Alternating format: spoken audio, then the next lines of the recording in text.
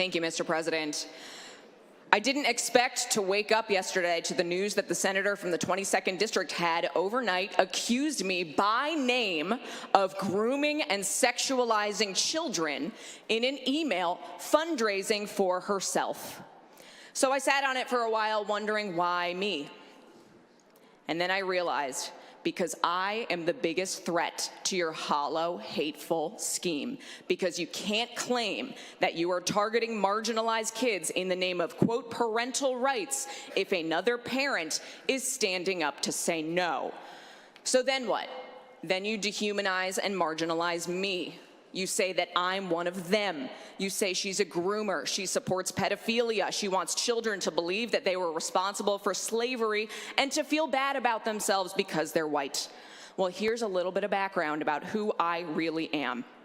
Growing up, my family was very active in our church. I sang in the choir. My mom taught CCD. One day, our priest called a meeting with my mom and told her that she was not living up to the church's expectations and that she was disappointing.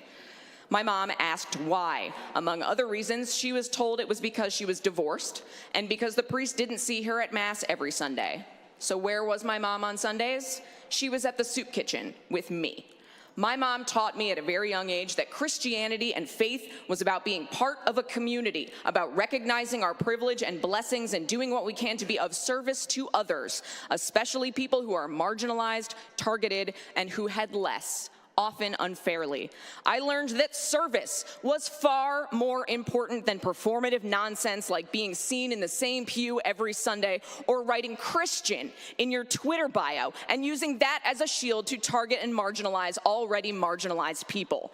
I also stand on the shoulders of people like Father Ted Hesburgh, the longtime president of the University of Notre Dame, who was active in the civil rights movement, who recognized his power and privilege as a white man, a faith leader, and the head of an influential and well-respected institution, and who saw black people in this country being targeted and discriminated against and beaten, and reached out to lock arms with Dr. Martin Luther King Jr. when he was alive, when it was unpopular and risky, and marching alongside them to say, "We've got you," to offer protection and service and allyship to try to right the wrongs and fix injustice in the world. So who am I? I am a straight, white, Christian, married, suburban mom who knows that the very notion that learning about slavery or redlining or systemic racism somehow means that children are being taught to feel bad or hate themselves because they are white is absolute nonsense. No child alive today is responsible for slavery. No one in this room is responsible for slavery. But each and every single one of us bears responsibility for writing the next chapter of history. Each and every single one of us decides what happens next and how we respond to history and the world around us. We are not responsible for the past.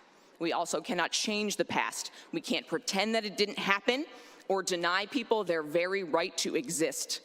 I am a straight, white, Christian, married, suburban mom. I want my daughter to know that she is loved, supported, and seen for whoever she becomes. I want her to be curious, empathetic, and kind. People who are different are not the reason that our roads are in bad shape after decades of disinvestment, or that healthcare costs are too high, or that teachers are leaving the profession. I want every child in this state to feel seen, heard, and supported, not marginalized and targeted because they are not straight, white, and Christian. We cannot let hateful people tell you otherwise, to scapegoat and deflect from the fact that they are not doing anything to fix the real issues that impact people's lives. And I know that hate will only win if people like me stand by and let it happen. So I want to be very clear right now. Call me whatever you want.